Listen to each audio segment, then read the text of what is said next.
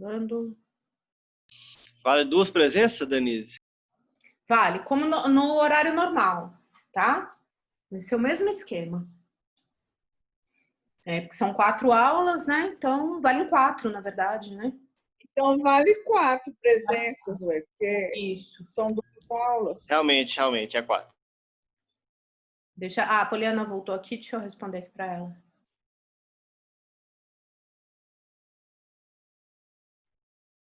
Pronto. Bom, então, Poliana, te respondendo aqui, né?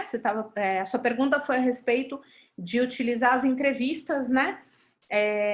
Para obter essas informações que a gente estava falando aqui, que podem contextualizar muitas vezes essa avaliação e preparar, né, o profissional, no caso nós psicólogos, para planejarem, né, todas as etapas da avaliação e até mesmo o resultado dela, tá? Então, sim, a entrevista para mim é super importante. Eu acho que ela é muito. Peraí, gente. Ela é muito útil, ela é muito. Para mim, um dos instrumentos mais importantes mesmo, mais úteis, dentro de um processo de avaliação ou de conceitualização, enfim. A gente tem muitas coisas, assim, a gente tem muitas.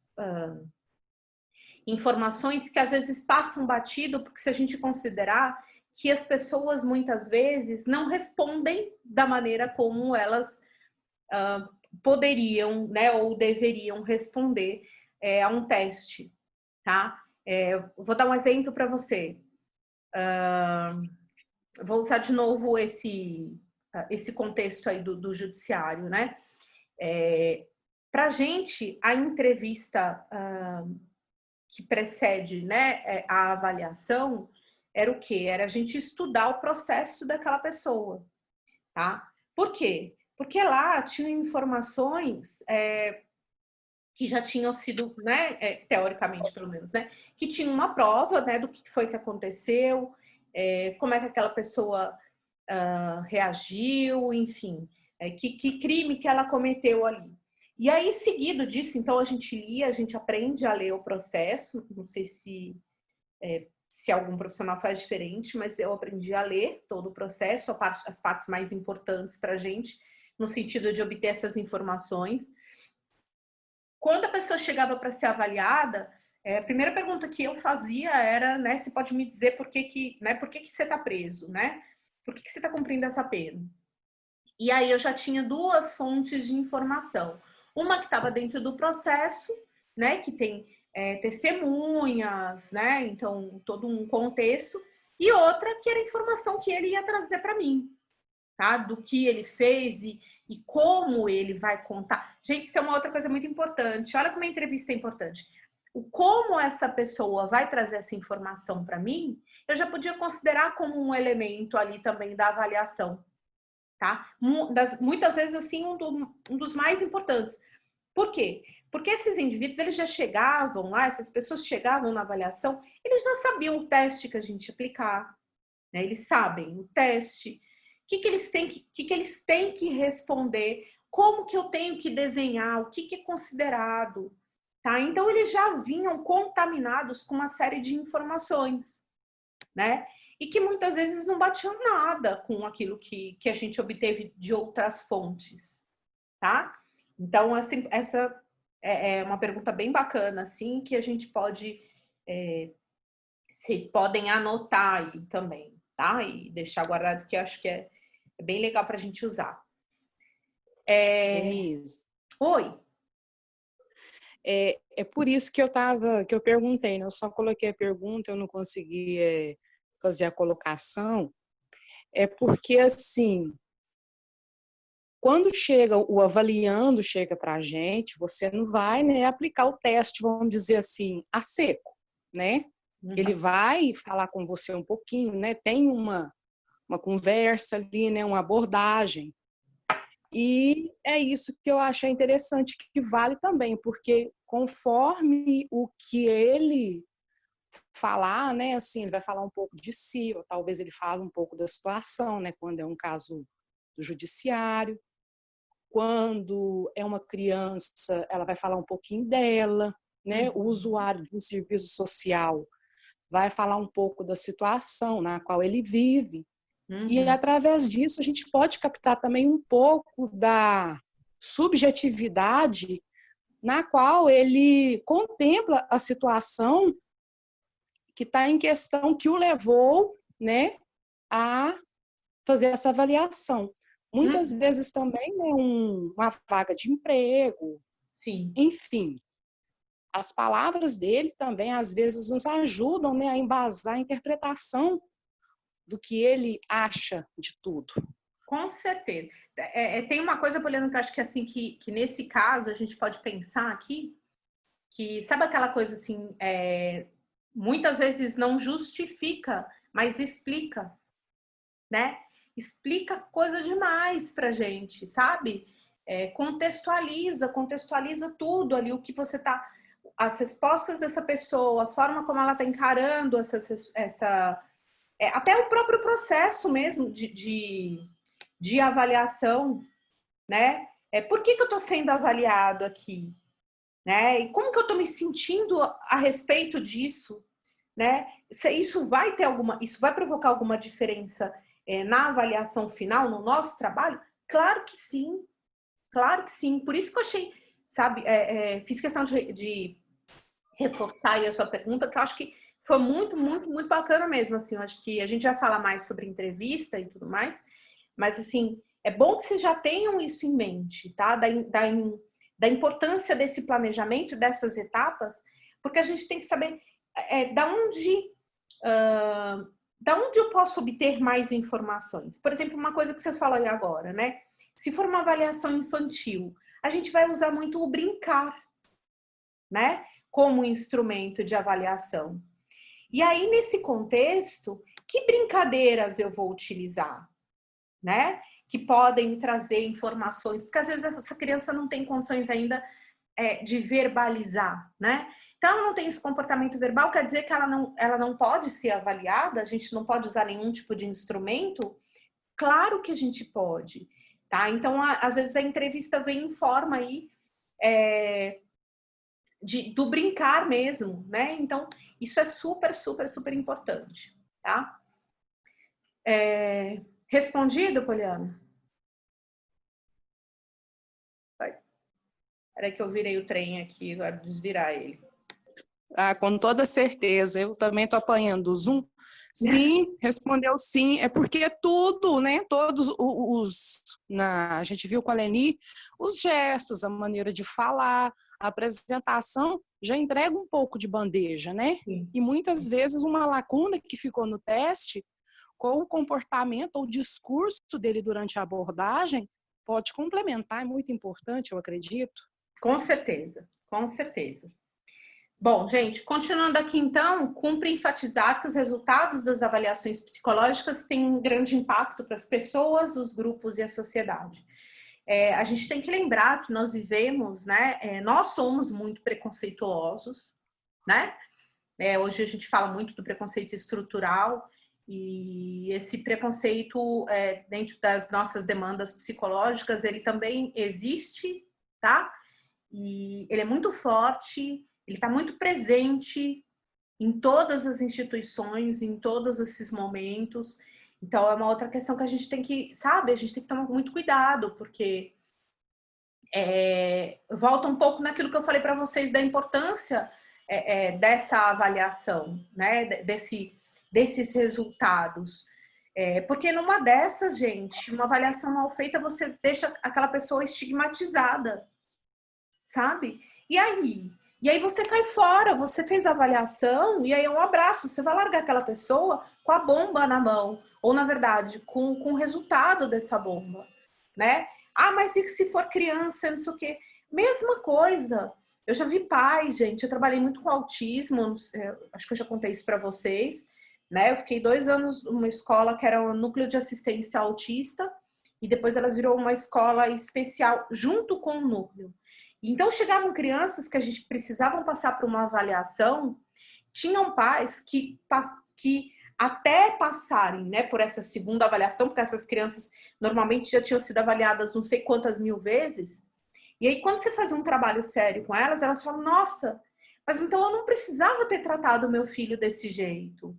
Ou assim, eu não precisava acreditar, né? Eu, ao invés de incentivá-lo, eu acabava punindo o meu filho, ou não acreditava que ele fosse capaz de conversar, ou de falar, ou de ter comportamentos mais...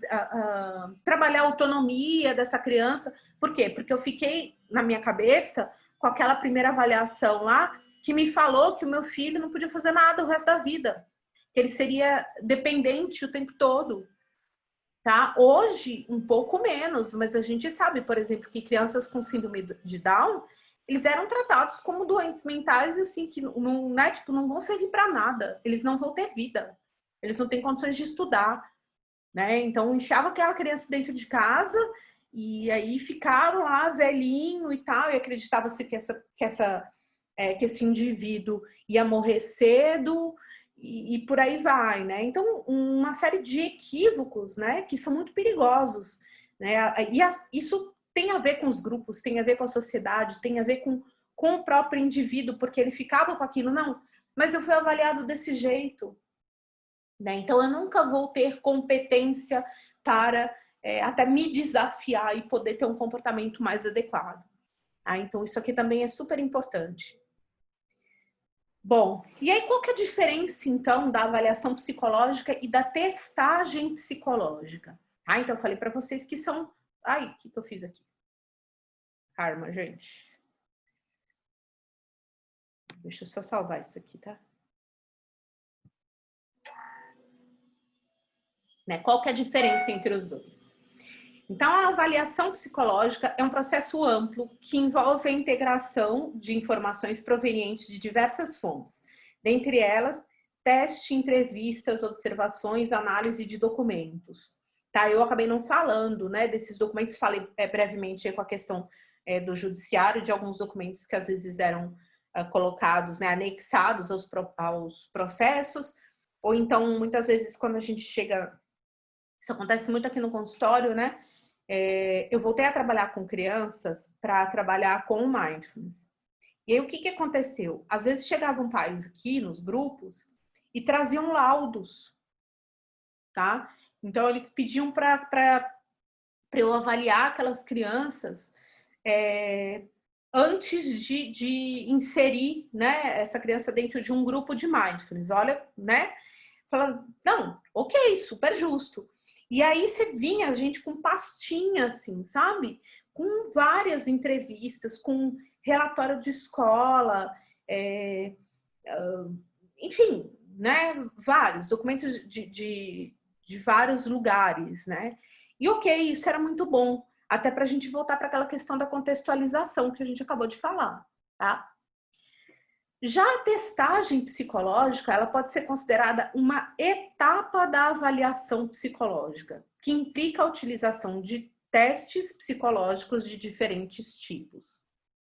É interessante, assim, gente, vocês saberem também que, assim, quando você passa por uma testagem, já ouvi algumas pessoas falarem assim, então, fulano vai passar por uma avaliação e aí ele só vai fazer testes relacionados, então, à inteligência, tá? Só para avaliar as competências, né, intelectuais dessa criança. E hoje, né, assim, a maioria das pessoas, assim, que eu... enfim, que falam, né, das testagens, das avaliações, a gente sabe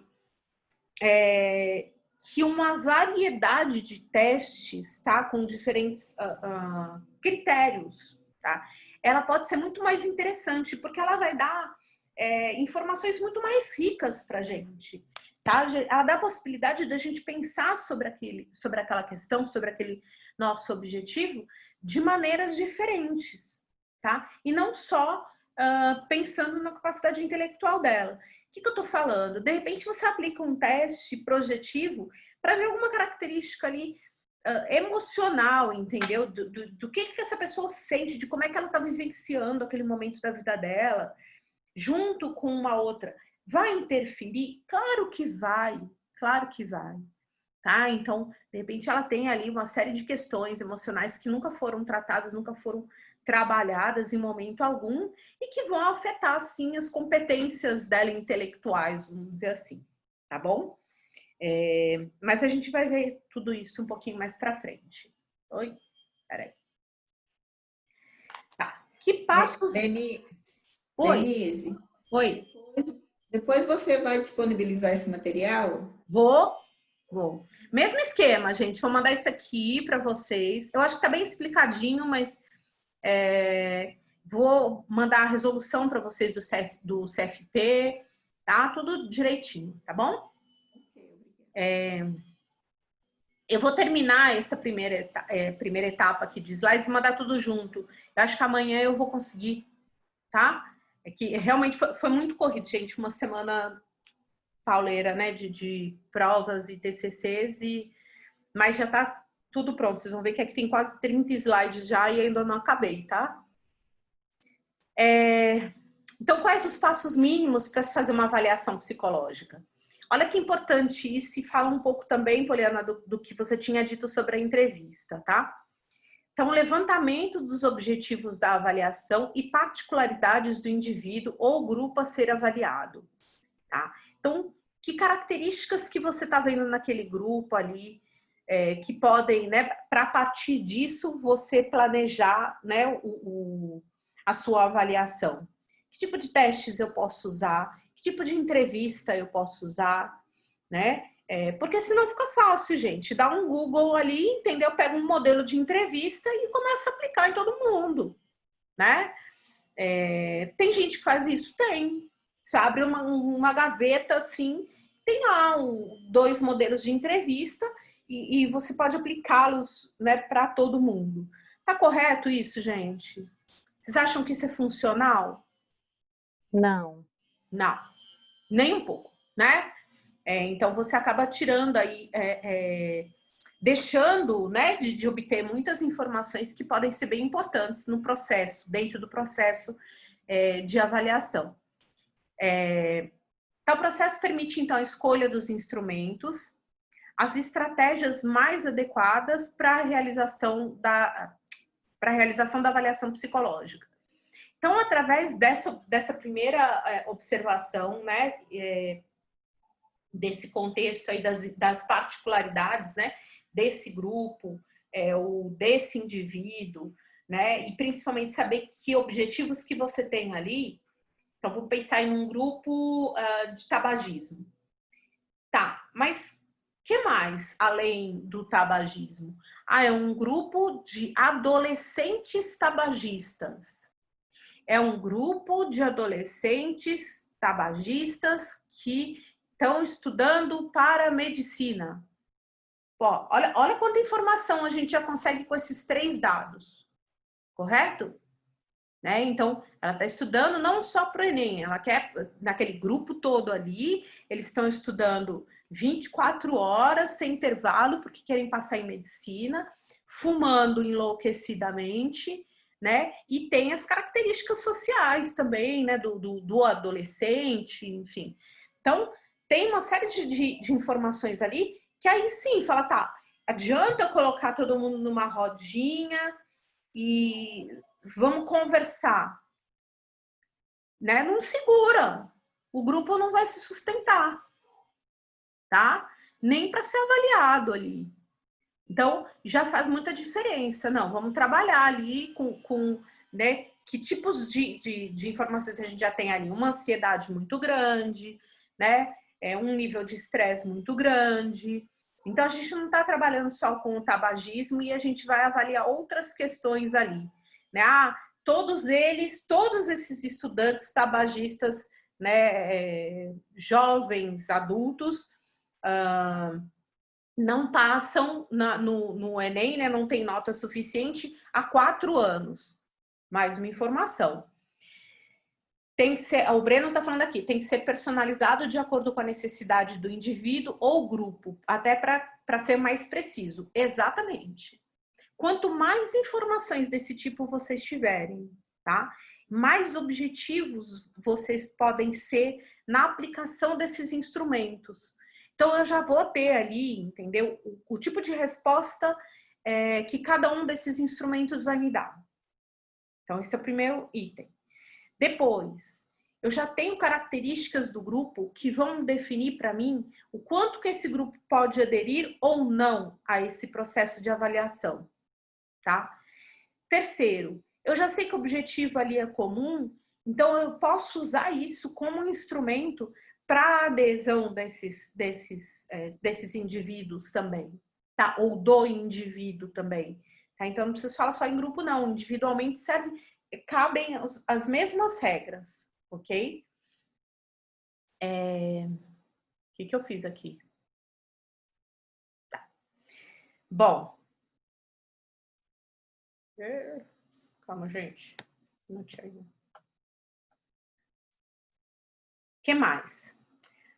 Coleta de informações pelos meios escolhidos. Então, entrevistas, dinâmicas, observações e testes projetivos ou psicométricos, etc. Vou falar de cada um desses testes depois. Dinâmicas, gente, a gente já trabalhou com dinâmicas. Vocês sabem o quanto que a gente pode ter de informações numa dinâmica de grupo, né? Mas se você aplicar a mesma dinâmica para grupos heterogêneos, você vai ter respostas homogêneas? Sim ou não? Não. Não. Então, entrevistas. Às vezes é necessário, no mesmo grupo, você fazer entrevistas diferenciadas para cada indivíduo, para saber se ele vai, onde ele vai ser inserido ali, tá? Que tipo de grupo que ele tem condições de participar e que ele tem o desejo de participar também, tá? Ou numa avaliação individual, tipo, a pessoa tá lá arrastada, eu não quero passar por essa avaliação. Então, você vai ter que usar um trabalho completamente diferente. Seu planejamento vai ser totalmente diferente daquele, né, que foi proposto anteriormente. É importante salientar, então, que a integração dessas informações devem ser suficientemente amplas para dar conta dos objetivos pretendidos pelo processo de avaliação. Não é recomendada a utilização de uma só técnica ou um só instrumento para avaliação. Então, eu acabei de falar isso para vocês, né? Um pouquinho ali para frente, eu comentei sobre isso. Hoje a gente já sabe, a gente já tem condições de, por exemplo, numa entrevista de emprego, né? Antigamente era só entrevista. Não, hoje em dia você passa por um processo de avaliação, tá? Então, numa empresa ali, vamos ver como que esse grupo aqui está funcionando, ou será que ele ele poderia ser mais eficiente? Que instrumentos eu posso utilizar para isso? Então, eu vou aplicar uma dinâmica. Depois da dinâmica, eu vou colocar essa pessoa, vou fazer uma entrevista com ela, vou aplicar alguns testes, né, individualmente, para ter uma ideia, né, o grupo vai diminuindo, né, ou ele vai sendo selecionado. Então, você vai aplicando diferentes instrumentos para você chegar a uma conclusão ali que ela é muito mais eficiente mesmo, muito mais fidedigna naqueles objetivos que a gente estabeleceu, tá? Então, hoje já se sabe disso, já está mais do que comprovado, e aí requer um maior planejamento, tá? Uma coisa que é importante também, gente, dessa questão, muitas vezes a gente chega em, por exemplo, empresas de consultoria, aí você chega, né, para fazer uma avaliação, né, em qualquer lugar, e aí você não tem muito conhecimento daquela situação, daquele contexto, e acha que só você estabelece lá, faz o seu planejamento, e aí você põe uma variedade de instrumentos, mas você não deixa, como é que se fala? Você não deixa instrumentos ali que podem ser utilizados, mas que naquele momento não estão dentro do planejamento. Então, lembrando desse dinamismo desse processo, tá? Então, ainda que você tenha um objetivo, né, que você tenha muitas características e que você tenha ali feito um bom planejamento, é importante que você deixe de stand-by ali, sabe, guardadinho, alguns instrumentos que você pode lançar mão durante esse processo de avaliação. Então, putz, de repente eu saquei que tem uma coisa super importante que eu posso utilizar aqui. O que eu vou fazer? Vou lançar mão desse instrumento que estava ali guardadinho. Tá? Então, não adianta a gente achar que só vai usar só aquilo que foi planejado e pronto, acabou. Tá bom? Mesmo porque algo pode sair do controle, né? Exatamente. Mesmo porque algo pode sair do controle. Algo inesperado. Com certeza. Tá? E aí você faz o que com aquilo, né? Você desespera, né? Prudente, sim. A Poliana tá dizendo, prudente, né? Muito, muito, né? Lidar sempre com o inesperado, gente. Isso aqui, né? O consultório, isso aqui é uma caixinha de surpresas, né? Quantas vezes que eu já não escutei?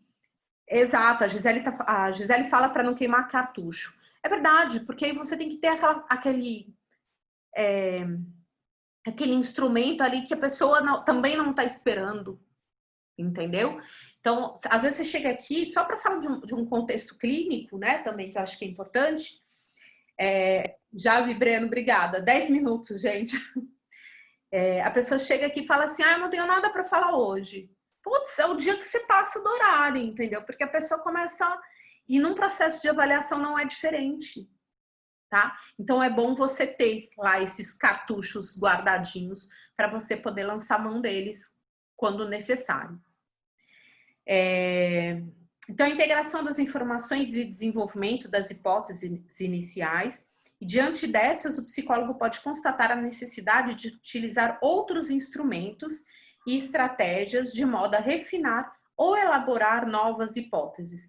A TCC fala muito isso, né, gente? Da importância do levantamento de hipóteses. A princípio, a gente só trabalha com hipóteses, você não tem certeza de nada, tá? E até o final do processo, você não tem certeza de nada, tá? Então, cuidado para achar que já sei o que é isso aqui, já sei o que é essa frase, me dá até dor no ouvido, sabe nada, tá? Precisa passar por todo esse processo para você ter instrumentos suficientes e para poder lidar com isso tudo, ok?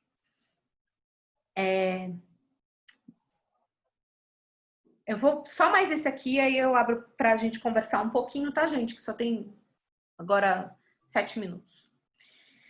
Bom, indicação das respostas à situação que motivou o processo de avaliação e comunicação cuidadosa dos resultados, com atenção aos procedimentos éticos implícitos e considerando as eventuais limitações da avaliação.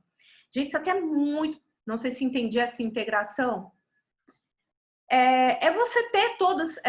porque assim, Breno, você não pode... Só retomando aqui da gente, porque a pergunta do Breno é interessante.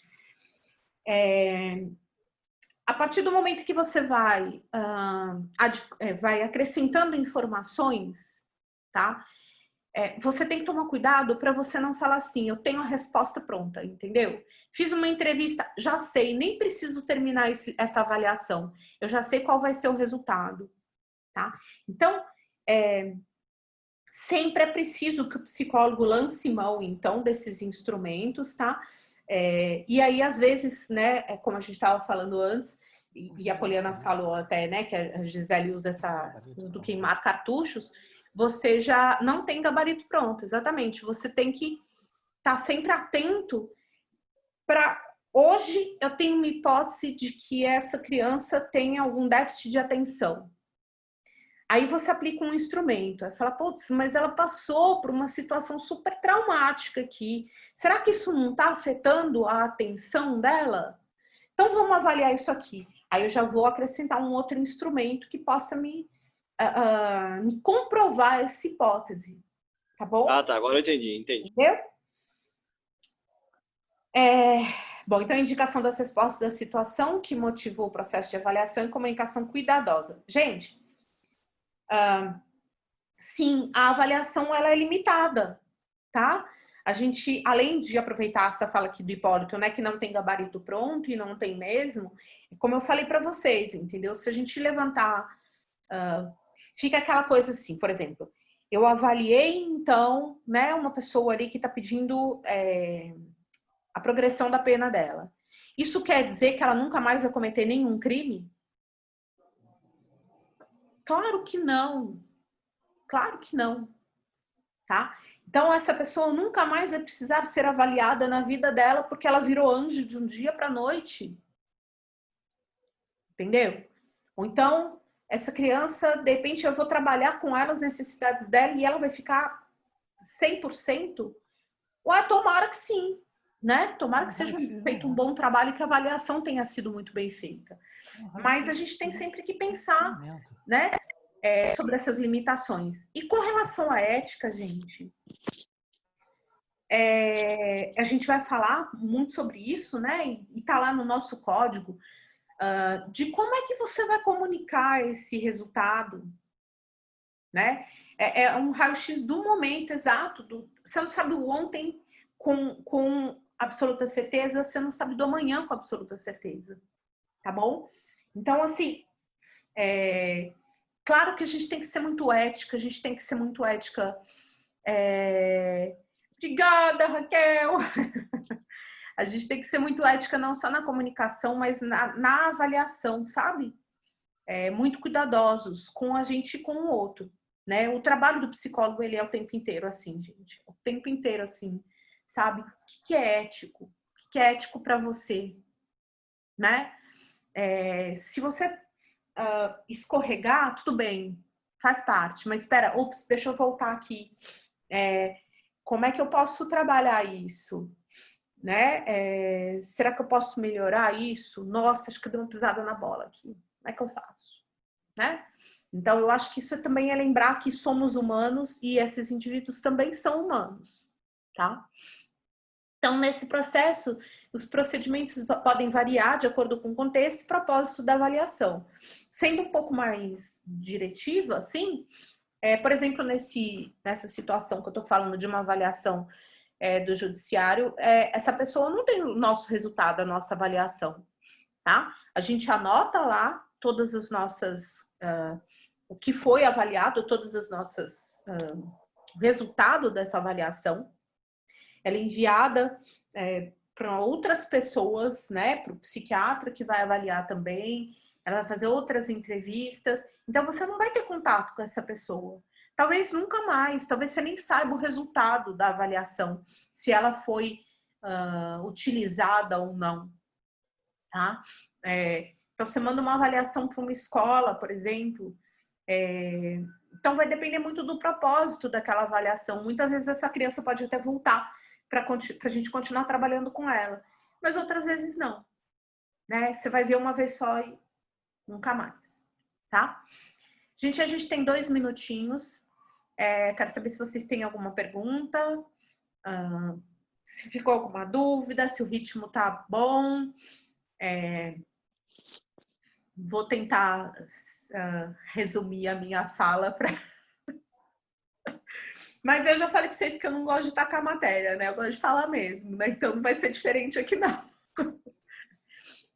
Vocês têm alguma dúvida?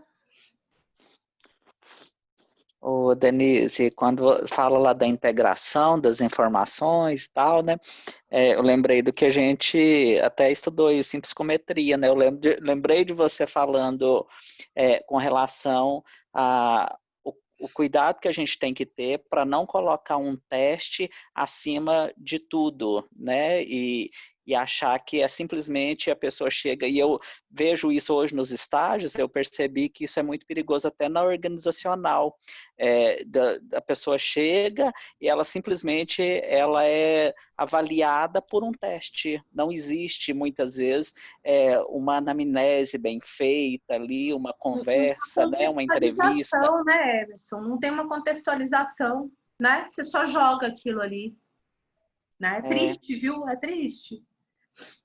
Pessoal, a Malu tá falando aqui, é isso mesmo. Vai cair. Prazer ver todos vocês de novo. Fico muito feliz. Eu gosto muito de vocês sabem disso. Tomara que a gente se encontre pessoalmente, que eu tô com saudade de falar bastante. Não somos constantes, de fato, Raquel, não somos mesmo. Né? A gente tem, né? Eu acho que esse momento que a gente está vivendo prova muito isso. Né? Então, vamos cuidar para a gente não oscilar tanto. Semana que vem eu vejo vocês. Pessoal do sexto, quinta-feira.